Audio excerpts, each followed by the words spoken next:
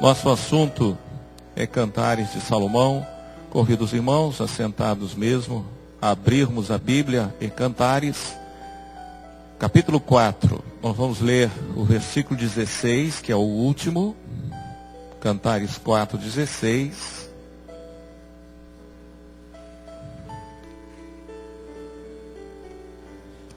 Esse assunto está se encerrando, os irmãos já ouviram nos outros seminários, e nós estamos aqui encerrando o assunto em si. Lógico que a revelação não se encerra, e o que nós estamos fazendo com relação principalmente ao assunto Cantares, é dar aos irmãos condições para, ao lerem a palavra, alcançarem mais daquilo que o Senhor tem para as nossas vidas, a revelação da sua obra.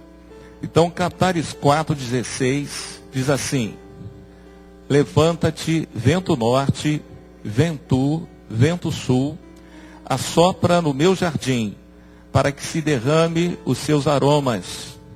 Se viesse o meu amado para o seu jardim e comesse os seus frutos excelentes. Irmãos, o livro de Cantares é o livro na Bíblia que mais fala sobre a igreja. Isso eu só estou lembrando aos irmãos isso. Mas é bom a gente lembrar antes de entrar no assunto. Agora, o detalhe do livro de Cantares é que ele precisa ser revelado. Porque se tentar entender simplesmente pela letra, pelo que está escrito, você não vai alcançar aquilo que o Senhor tem aqui para a sua igreja. Então, o livro revelado, esse livro ele foi escrito algo em torno de 1000 anos antes de Cristo. Fala de Salomão aqui, Salomão como tipo do Espírito Santo, Davi, tipo do Senhor Jesus. Salomão, ele fala do Espírito, por quê? Porque é o Espírito Santo que edifica a igreja. O Senhor, quando foi assunto aos céus, ele deixou a promessa do Pentecoste e o Espírito foi derramado. Quem é que edifica a igreja? O Espírito Santo. Então aqui, Salomão como tipo do Espírito Santo, ele fala de um amor eterno, o maior dos amores, que é o amor entre o noivo, o Senhor Jesus, e a noiva, a igreja. Esse amor, ele não acabará, porque ele continuará na eternidade. O capítulo 1, coloca aqui o quadro, o capítulo 1 fala sobre a igreja que iniciou ali, a igreja apostólica. Só recapitulando para os irmãos, aqui, isso já foi passado. Éfeso e Esmirna, fazendo referência às 7 igrejas que o apóstolo João escreveu as cartas ali em Apocalipse. Então nós vemos 7 tempos distintos da existência da igreja, né? Éfeso, Esmirna, Pérgamo, Tiatira, Sardes, Filadélfia e Laodiceia. Começou ali na igreja apostólica e vai se encerrar pelas profecias. Nós estamos perto do arrebatamento da igreja. Esses 7 períodos se passaram, nós estamos no último deles. Então nós vemos que o capítulo 1 falou sobre essas 2 primeiras igrejas, Éfeso e Esmirna. Éfeso, a igreja que começou, Esmirna, a igreja que coloca a doutrina que o Senhor deu em Éfeso em prática e sofre grandes perseguições. Aproximadamente, isso são aproximados esses números, os 300 anos. E o capítulo 2 salta para cá, já falando da igreja que vai ser arrebatada. Capítulo 2, capítulo 3, capítulo 4. Por quê? Porque esse livro foi escrito para esse momento. Aqui não há conteúdo profético relevante para esse momento. O que o Senhor chama a atenção é que como a igreja começou, nós vivemos a igreja apostólica. Nós estamos vivendo a igreja de Atos dos Apóstolos. A doutrina é a mesma e a situação são as mesmas. Agora o Senhor joga para cá e mostra, a partir do capítulo 2, como ele deseja e como ele vai ver a igreja que ele vai ser, que ele vai arrebatar.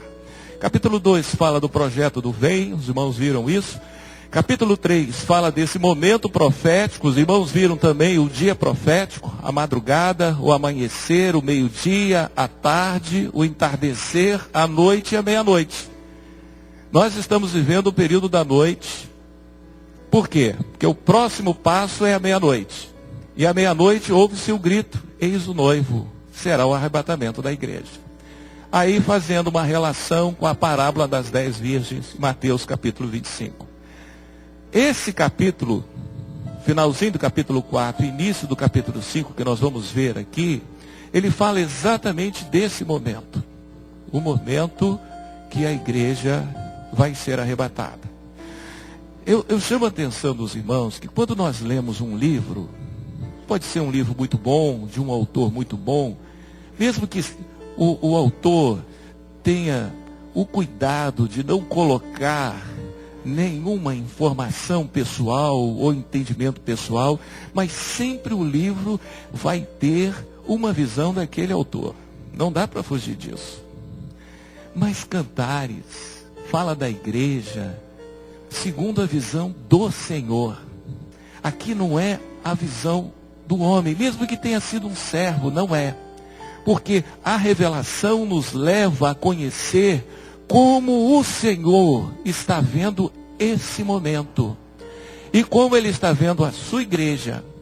E como Ele quer que nós nos comportemos mediante desse assunto. O capítulo 5, ele já começa com o arrebatamento já consumado. Nós vemos no capítulo 4, eu fiz questão de ler o último versículo. Levanta-te, vento norte, vento sul, assopra no meu jardim, para que se derrame os aromas. É o quê? É o clamor da igreja, nesse momento, sobre o derramar do Espírito Santo. O vento norte, o vento sul, fala da ação do Espírito. O vento é a ação do Espírito. Sobre o jardim, que jardim é esse? É a igreja. Irmãos, nós não podemos ficar sem o Espírito Santo ser derramado sobre nós. Não pode passar, não, eu fui batizado com o Espírito Santo de uma experiência que eu tive anos atrás lá no Maranhão. Não é só isso. A partir dali, os dons espirituais e o Espírito Santo sendo derramado em abundância constantemente para que possamos viver a experiência da obra do Senhor nas nossas vidas. Então é o clamor: Senhor, não cessa não, Senhor, derrama do teu Espírito. Por quê? Porque o jardim está em flor.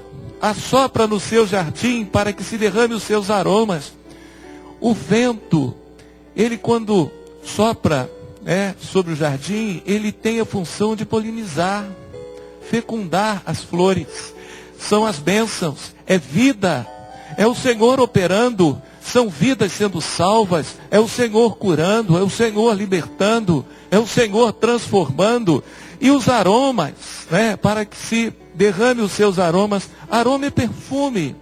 O que o Senhor nos fala? Vós sois o bom cheiro de Cristo. O Senhor está falando de um testemunho de uma igreja cheia do Espírito Santo. Uma igreja que o Senhor opera os sinais, Os cegos estão vendo, os coxos estão andando, os homens estão se voltando para o Senhor, a operação do Espírito Santo e um louvor sincero de uma igreja que caminha na presença do Senhor. Esse louvor sobe à presença de Deus como um aroma suave, as orações que são feitas, as súplicas, as intercessões. Esse é o clamor da igreja e a consequência do derramar do Espírito Santo sobre ela. Termina o versículo como o suspiro da igreja: ah, se viesse o meu amado. Se o Senhor voltasse hoje, que coisa boa, hein? Num piscar de olhos nós estávamos lá na eternidade, a cadeira ficava mais confortável, a comida já não estava mais nos atraindo. Onde eu estou? Senhor, estou na eternidade com o Senhor. Ah, se viesse, Senhor, ah, se viesse. Vem, Senhor. Lembra da aula de clamor? Vem, Senhor. Vem, Senhor. É o bater do coração da igreja, é o clamor constante. Vem, Senhor. Vem, Senhor. Ah, se viesse o meu amado. O capítulo 5 começa com a resposta já do noivo. E veja a resposta já usando os verbos no passado. Por quê? Porque não existe, o momento do noivo ter chegado. Não. O livro registra o clamor da igreja, depois registra que o noivo já veio. O versículo 1 do capítulo 5 diz assim: já vim para o meu jardim, irmã minha esposa.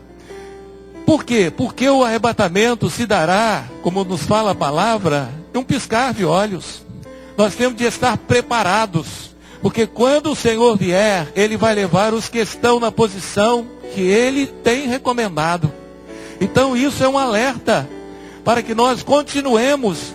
Derrama, Senhor, do seu Espírito. Senhor, me dá mais dom. O Senhor aperfeiçoa o dom que o Senhor me deu, e você coloque o dom que o Senhor te deu à disposição da igreja. Culto profético, visitas, reuniões de jovens, reuniões de servas, varões, Manaim, coloca isso à disposição do Senhor. Senhor, tu me deste o dom de ciência, me usa na tua casa, Senhor, me usa. É como Paulo escreve aos Romanos 1,13, né? Gostaria de ter convosco, né? Paulo, cheio de informações, cheio de experiência, mas o que ele diz ali? Para vos comunicar algum dom, para que vos seja consolado. Mas o que nos consola é a operação do Espírito. É o ouvir da voz do Senhor.